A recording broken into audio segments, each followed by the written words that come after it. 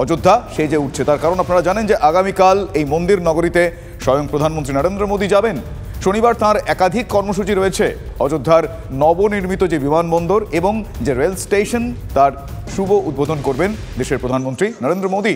একটি জনসভাও করার কথা রয়েছে প্রধানমন্ত্রীর। এছাড়াও 15 কিলোমিটার রাস্তা ধরে রোড শো করবেন নরেন্দ্র মোদী। 2টি অমৃত ভারত এক্সপ্রেস এবং 6টি বন্দে ভারত এক্সপ্রেসের উদ্বোধন করবেন প্রধানমন্ত্রী। আর কি কি কর্মসূচি রয়েছে এবং এই সময় দাঁড়িয়ে এই কর্মসূচি কতটা গুরুত্বপূর্ণ জনসেবা এবং কতটা গুরুত্বপূর্ণ রাজনৈতিক স্বার্থে, এই যাবতীয় বিষয় নিয়ে আমি একটু ব্যাখ্যা চাইব আমার সহকর্মী জ্যোতির্ময় কর্মকারের কাছ থেকে। আমার সঙ্গে সরাসরি রয়েছেন জ্যোতির্ময়। জ্যোতির্ময়, প্লিজ।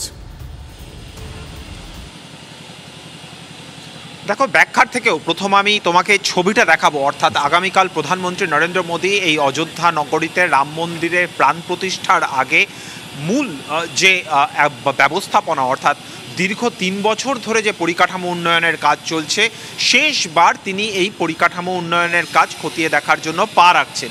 এরপরেই তিনি 22শে জানুয়ারি আসবেন, অর্থাৎ যে সময় মূল রামলালার মন্দির বা মূর্তির প্রাণ প্রতিষ্ঠা হবে। আমি ঠিক যে জায়গায় দাঁড়িয়ে রয়েছি, এই জায়গা হচ্ছে মূল যে রামপথ বা যে রাম মন্দিরের করিডোর, তার মূল প্রবেশপথের সামনেই যে সৌধ দেখতে পাচ্ছ, সেই সৌধকে একেবারে রাম মন্দির ঠিক যেভাবে তৈরি করা হয়েছে তারই কিছুটা ঝলক, অর্থাৎ মূল যে মন্দিরের প্রবেশদ্বার, সেই প্রবেশদ্বারের আদলে এই রাম করিডোরের যে প্রবেশদ্বার তাকে সেই একইভাবে তৈরি করা হয়েছে। ওপরের অংশ, অর্থাৎ আমরা যদি কিছুটা ওপরের অংশের দিকে যদি আমরা ফোকাস করি, তাহলে আমরা দেখতে পাবো যে সেই জায়গাতে ঠিক যেভাবে রাম মন্দিরের পুরো রাম মন্দির ঠিক যেমনভাবে রয়েছে, এই গম্বুজের ঠিক ওপরের অংশে কিন্তু সেই রাম মন্দিরের রেপ্লিকাকে ঠিক রাখা হয়েছে। অর্থাৎ প্রতিটা পদে পদে কার্যত বিস্ময় অপেক্ষা করছে। এবং এই মুহূর্তে এই জায়গার ছবিটাই বলে দিচ্ছে, অর্থাৎ আমরা যে জায়গায় দাঁড়িয়ে রয়েছি, পুলিশ প্রশাসন, উত্তরপ্রদেশ পুলিশ, তারা এই মুহূর্তে কার্যত তটস্থ। তার কারণ ভারতীয় রাজনীতির যাবতীয় রাশ এই মুহূর্তে রয়েছে, আগামী দিনের অভিমুখ কী হতে চলেছে তার যাবতীয় রাশ এই মুহূর্তে রয়েছে অযোধ্যার হাতে। যাবতীয় ন্যারেটিভকে কন্ট্রোল করছে এই মুহূর্তে অযোধ্যা। ফলত এই জায়গায় প্রধানমন্ত্রী পা রাখছেন। ঠিক যেমনটা তুমি জানালে যে আগামীকাল প্রধানমন্ত্রীর এই আশা শুধুমাত্র এই মন্দির নগরীকে, অযোধ্যা নগরীকে অত্যাধুনিক বিভিন্ন পরিষেবা সুবিধা, অর্থাৎ এয়ারপোর্ট, রেল স্টেশন সমস্ত কিছু দিয়ে সাজিয়ে তোলা নয়, তার পাশাপাশি আগামী দিনে ভারতের লোকসভা নির্বাচনের আগে যাবতীয় ন্যারেটিভকে কন্ট্রোল করার জন্য এই অযোধ্যা যে ব্যবহৃত হবে, রাম মন্দির যে ব্যবহৃত হবে, তার জন্য যাবতীয় প্রয়াস, যাবতীয় পদক্ষেপ প্রতিটা মুহূর্তে যাতে নিখুঁতভাবে হয় সেই বিষয়টি খতিয়ে দেখা হচ্ছে। যখন আমি তোমার একদমই তাই এই যে জনসেবা, যে কারণে প্রথমে আমরা বললাম, এবং জনসেবা এবং জনসভা এই মুহূর্তে দাঁড়িয়ে ন্যারেটিভ যে বিষয় তৈরি করা হোক না কেন, পাখির চোখ যে আগামী লোকসভা নির্বাচন একথা বলার অপেক্ষা রাখে না। ঠিক এই জায়গা থেকে রাজা, এই গোটা বিষয়টা নিয়ে জনসেবা আর জনসভা পলিটিক্যাল ইম্প্যাক্ট অবশ্যই থাকবে, তাই না? অবশ্যই। জ্যোতির সঙ্গে আবার কথা বলার চেষ্টা করবো। জ্যোতির্ময় যেটা বলছিল একটু আগেই, যে এমনিতেই আমরা জানি যে ভারতীয় রাজনীতিতে যে কোনো লোকসভা ভোট উত্তরপ্রদেশ হচ্ছে সব থেকে ইম্পর্ট্যান্ট। 80টি লোকসভা কেন্দ্র। আমি 2022-এ গিয়ে দেখে এসেছিলাম বিধানসভা ভোটে উত্তরপ্রদেশে, সেখানে মোদি যোগীতেই বেশিরভাগ মানুষ বুঁদ, এবং রেজাল্টেও তাই হয়েছিল। যদিও সমাজবাদী পার্টি তার আগের বারের থেকে কিছুটা আসন বাড়াতে পেরেছিল, কিন্তু এখনও সেখানে মোদি এবং যোগীতেই উত্তরপ্রদেশবাসীর বেশিরভাগ মানুষ বুঁদ। এবারের এই যে রামলালার প্রাণ প্রতিষ্ঠা হবে এবং রামলালাকে কেন্দ্র করে যা হবে, এই সমারোহের পর উত্তরপ্রদেশের রাজনীতি কোন ভাষায় কথা বলবে সেটা নিয়ে একবার জ্যোতির্ময়ের সঙ্গে কথা বলবো। এবং অবশ্যই তার কাছে এও জানতে চাইবো, জ্যোতির্ময়, তুমি বাঙালি কত দেখছো? আমরা বাঙালি, আমাদের মনে আসবেই যে বাংলা থেকে কত মানুষ যাচ্ছেন। দেখো, যে কথা বারবার ধরেই অযোধ্যাতে বলা হয় যে 1992-এর কর সেবার ক্ষেত্রে বাংলারও যথেষ্ট ভূমিকা ছিল। আমি তোমার প্রশ্নের উত্তরে আসার আগে আরও একবার ছবির মধ্যে দিয়ে আমি যাব।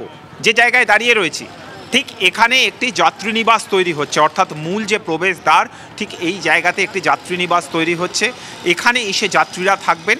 আর ঠিক তার পিছনে রয়েছে সুগ্রীব কেল্লা, যে সুগ্রীব কিল্লার আবার নতুন করে পুনর্নির্মাণ হচ্ছে। কেন এই ছবি দেখাচ্ছি? কারণ তুমি যে প্রশ্ন করলে, অর্থাৎ যে রাজনীতির প্রশ্ন, সেই প্রশ্নের ক্ষেত্রে এই ছবি অত্যন্ত গুরুত্বপূর্ণ।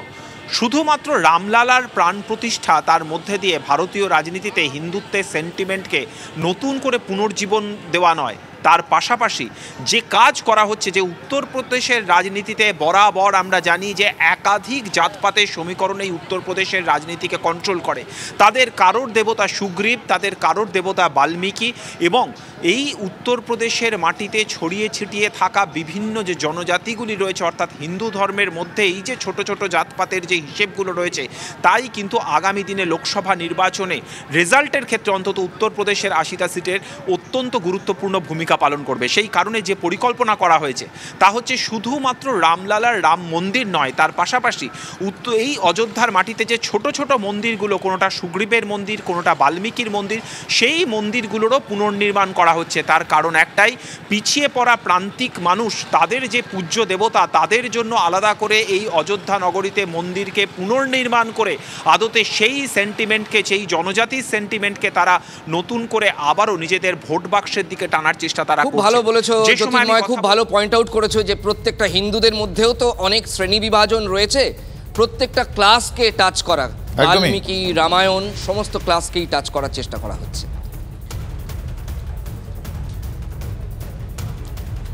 মন্দির वही बनाएंगे तारीख नहीं बताएंगे, এই কথাটা কংগ্রেসের তরফ থেকে বারবার করে বিভিন্ন সময় লোকসভা নির্বাচনের আগে হাতিয়ার করা হয়েছে বিজেপিকে কটাক্ষ করতে। আর বিজেপি কিন্তু রাজা তার পাল্টা ইতিমধ্যে দিতে শুরু করেছে। অমিত শাহ যখন যখন যেখানে যেখানে গিয়েছেন, পৌঁছে গিয়েছেন, তিনি বারবার বলেছেন हमने वादा निभा दिया, मंदिर वही बना दिया। এবং সেই মন্দির তৈরিকে ঘিরে গোটা দেশ আমরা দেখছি সেজে উঠেছে।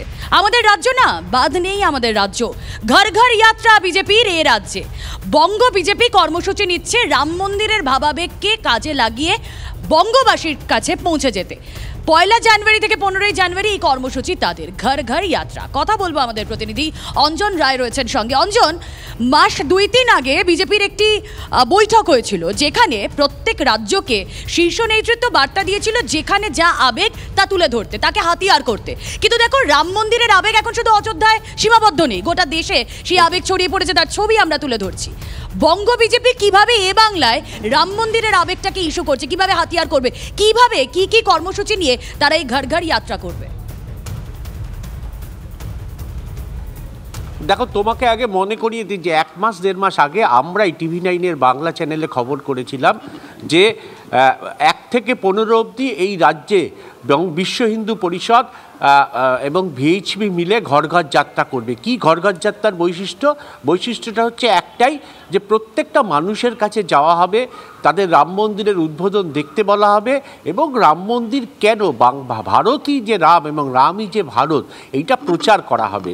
এবং আগামী ৬ই ফেব্রুয়ারি, ৪ঠা ফেব্রুয়ারি বা ৬ই ফেব্রুয়ারি এই রাজ্য থেকে ট্রেনে করে মানুষদের নিয়ে যাওয়া হবে রাম মন্দির দেখাতে। তারা ফিরে এসে রামের মাহাত্ম্য গ্রামে এলাকায় প্রচার করবে। এই ছিল কর্মসূচি বিশ্ব হিন্দু পরিষদের। এইবার বিজেপি, রাজ্য বিজেপি সেই কর্মসূচির সঙ্গে সংযুক্ত হলো। তাদের বৈঠকে সিদ্ধান্ত হয়েছে যে তারা যেন ১ থেকে ১৫ তারিখ এই প্রচারটা বাড়ি বাড়ি গিয়ে করে। দলের কর্মীদের রাস্তায় নামতে নির্দেশ দেওয়া হয়েছে, নেতাদের রাস্তায় নামতে নির্দেশ দেওয়া হয়েছে, যে মোদির হাত দিয়ে রাম মন্দিরের উদ্বোধন হচ্ছে সেটা যেন তারা দেখে ২২ তারিখ, এবং তারা যেন রামের মাহাত্ম্যটাকে বাড়ি বাড়ি প্রচার করে। অর্থাৎ রামই যে ভারত, এই কথাটা মানে দেশের সঙ্গে মিলিয়ে দিতে চাইছে। ধর্মনিরপেক্ষ ভারত এই মুহূর্তে কথা নয়, কথা হচ্ছে রামই ভারত। বিজেপির এই হচ্ছে মূল স্লোগান। এইটা তারা ২৪-এর ইলেকশনের আগে নিয়ে আসতে চাইছে, এবং তার জন্যই এই প্রচার তারা করছে।